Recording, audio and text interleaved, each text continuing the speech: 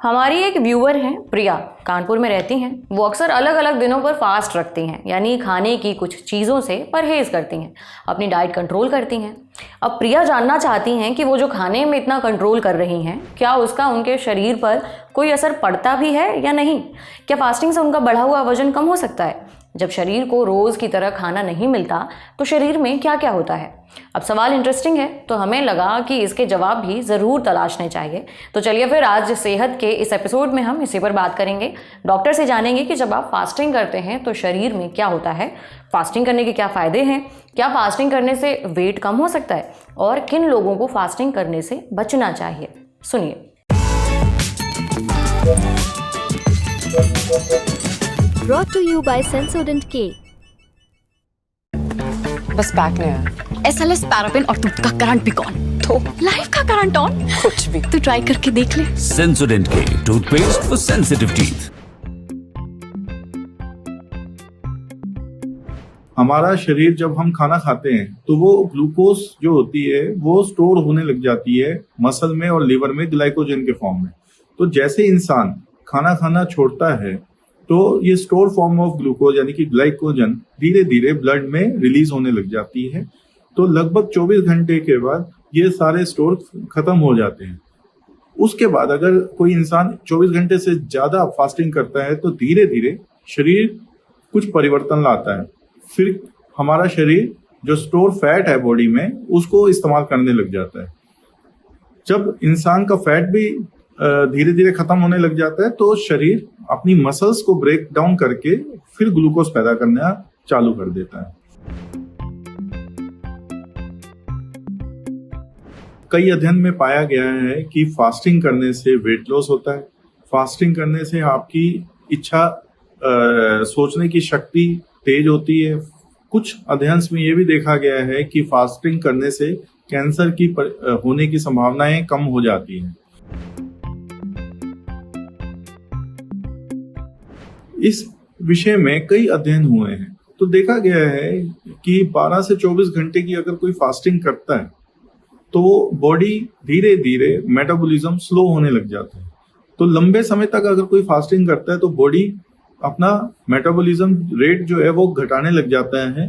तो इंसान धीरे धीरे अगर फास्टिंग करे तो धीरे धीरे वो उनकी फिजिकल एफर्ट्स भी कम होने लग जाते हैं। और कई बार ये भी देखा गया है कि इंसान फास्टिंग करता है फिर उसके बाद जम के खाने लग जाता है, जिसकी वजह से फास्टिंग करने का जो बेनिफिट है वो कम होने लग जाता है। इसीलिए फास्टिंग अगर ढंग से किया जाए तो वेट लॉस करने में मदद करता है। डायबिटीज के मरीज अगर कोई है या जो मरीज ऐसे हैं जिनको दवाइयां खाने के बाद खानी होती हैं उनको फास्टिंग अवॉइड करनी चाहिए।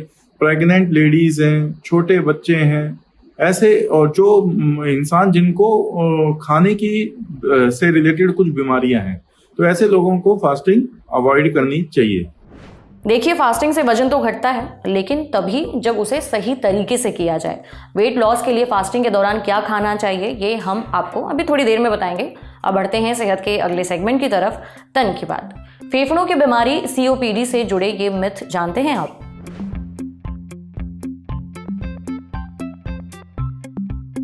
आपने COPD का नाम सुना है? COPD यानी कि क्रॉनिक ऑब्स्ट्रक्टिव पल्मोनरी डिजीज। ये फेफड़ों से जुड़ी बीमारी है जो सांस लेने में तकलीफ पैदा करती है। हमारे देश में बहुत सारे लोग इस बीमारी से पीड़ित हैं। दी लैंसेट ग्लोबल हेल्थ जर्नल में छपी एक स्टडी के मुताबिक 2016 में 5.5 करोड़ से ज्यादा भारतीयों को COPD था।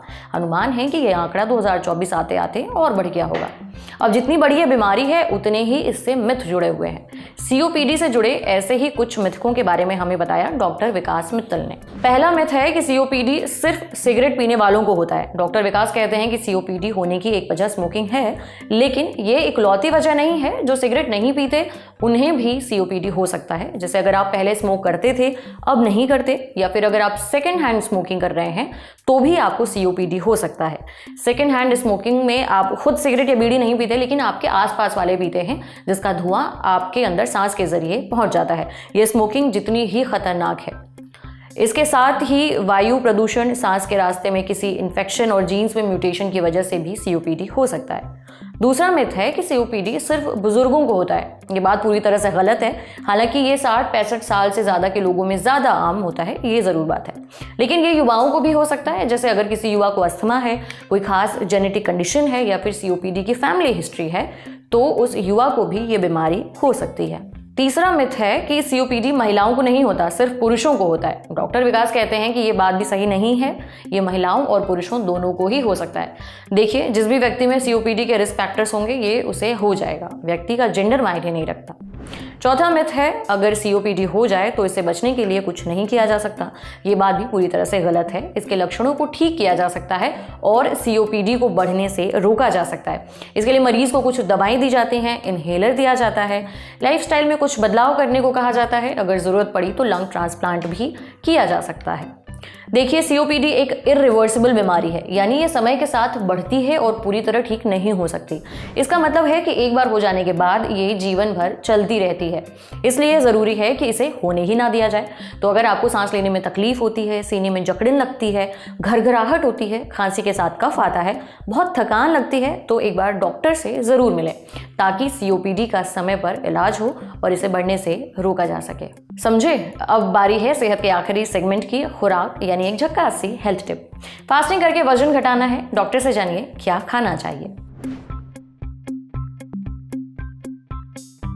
हम में से बहुत सारे लोग फास्ट तो करते हैं, ये सोचकर कि इससे कुछ हो ना हो, वजन ज़रूर थोड़ा सा कम हो जाएगा। लेकिन अगर आप फास्ट में आलू फ्राई खा रहे हैं, पकौड़ियाँ बना रहे हैं, साबूदाने के पापड़ तल रहे हैं, बहुत ज़्यादा मिठाइयाँ खा रहे हैं, तो आपका वजन घटेगा तो बिल्कुल नहीं, बढ़ ज़रूर सकता है। इसलिए ज़रूरी है ऐसा खाना खाना जिससे कमज़ोरी भी ना लगे और वजन भी घट जाए। खाने की कौन सी चीज़ें फास्ट के दौरान वजन घटाने में मदद करेंगी, ये हमें बताया डॉक्टर अनु अग्रवाल ने। डॉक्टर अनु कहती हैं कि वेट लॉस के लिए आप कुट्टू के आटे से बनी चीज़ें खा सकते हैं। कुट्टू के आटे में फाइबर और प्रोटीन होता है। फाइबर भूख को कंट्रोल करता है। ये पेट में जाकर धीरे धीरे टूटता है, जिससे पाचन में टाइम लगता है और आपको जल्दी भूख नहीं लगती है।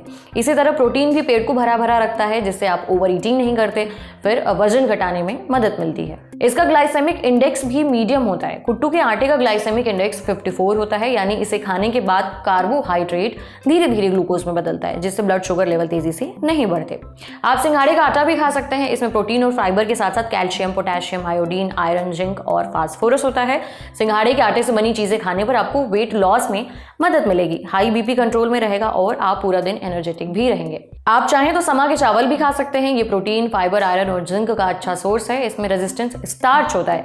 रेजिस्टेंट स्टार्च एक तरह का कार्बोहाइड्रेट है जो छोटी आंत में नहीं बचता, बल्कि बड़ी आंत में पहुंचकर वहां मौजूद गुड बैक्टीरिया को पोषण देता है। सबसे अच्छी बात, ये तीनों ही यानी कि कुट्टू का आटा, सिंघाड़े का आटा और समा के चावल ग्लूटेन फ्री होते हैं, यानी इनमें ग्लूटेन नाम का प्रोटीन नहीं होता। तो जो लोग ग्लूटेन फ्री डाइट पर हैं या जिन्हें सीलिएक बीमारी है, वो आराम से इन्हें खा सकते हैं। डॉक्टर अनु आगे कहती हैं कि फास्ट के दौरान आप राजगीर का आटा, मखाने, मूंगफली के दाने और ड्राई फ्रूट्स जैसे कि बादाम, काजू, अखरोट भी खा सकते हैं। इसके साथ ही अपने हाइड्रेशन का ध्यान जरूर रखें। एक दिन में 3 से 3.5 लीटर पानी पिएं। नारियल पानी भी पी सकते हैं, दही और छाछ भी ले सकते हैं। कोशिश करें कि सब्जियों में आलू की जगह शकरकंद खाएं, लौकी खाएं, टमाटर, खीरा, गाजर अपनी डाइट में शामिल करें। तरह तरह के फल खाएं जैसे कि सेब, नाशपाती, केला, पपीता और अनार। इन सब से आपको वजन घटाने में मदद जरूर मिलेगी। आज सेहत में इतना ही। अच्छा, अगर आप डॉक्टर हैं या फिर आपका डॉक्टर से कोई सवाल है तो इस ईमेल आईडी पर फटाफट डाक दीजिए sehat.lalantop@gmail.com। सूचना समाप्त। अपना ख्याल रखें। शुक्रिया।